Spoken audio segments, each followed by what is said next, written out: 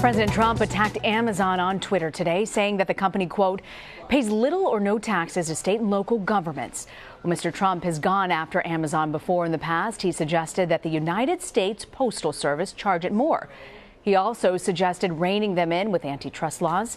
Amazon is owned by Jeff Bezos, who also owns the Washington Post, another frequent target of the president. Joining us now, David Grasso. He's the anchor of Bold Business, a show about millennial economic empowerment. Thank you for joining us, David. Great to be here, Rena. So tell me, why now?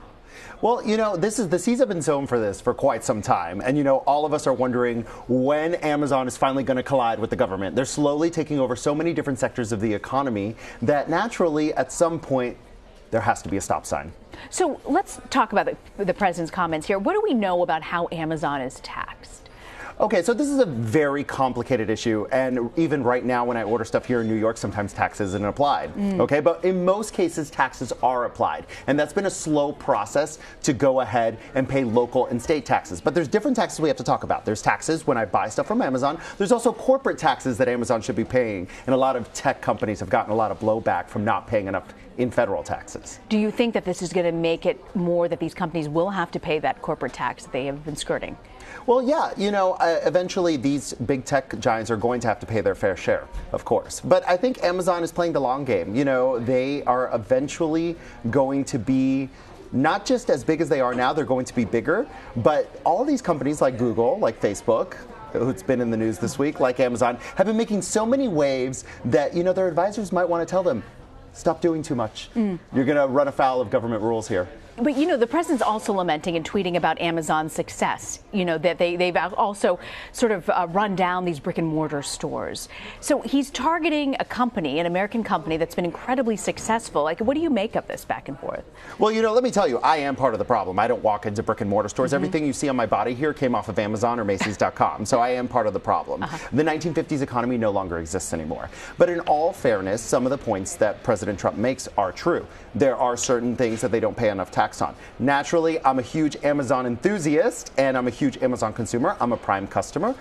There's hundreds of millions of Prime customers in the United States. And I feel like this isn't going away. Amazon's playing the long game. They'll long outlast the Trump presidency. Even though some of Trump's points weren't very valid, he does make some good points on other points. President Trump versus Amazon, you say Amazon would win. Oh, Amazon is going to be here much past the Trump presidency. You know, the Trump presidency will either end in 2020 or 2024. I want to switch gears for a second, ask you about Tesla. Why have their stocks dropped this week? Well, let's talk about Tesla. Tesla is wonderful. We all admire Elon Musk enormously, but let's talk about their financial model.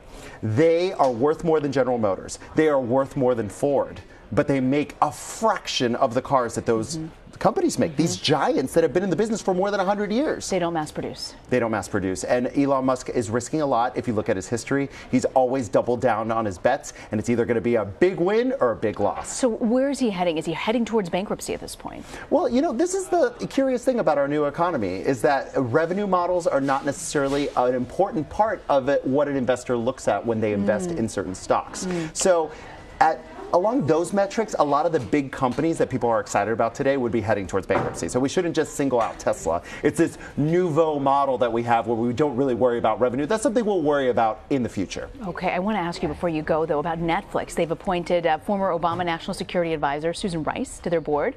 What's that about? Well, I mean, media. Media has been in the spotlight. Media, from the AT&T and Time Warner merger to net neutrality. They need people involved in politics if they are to survive in this new landscape. All right, David Grasso, thank you for joining us. Thank you, Rena. Yeah.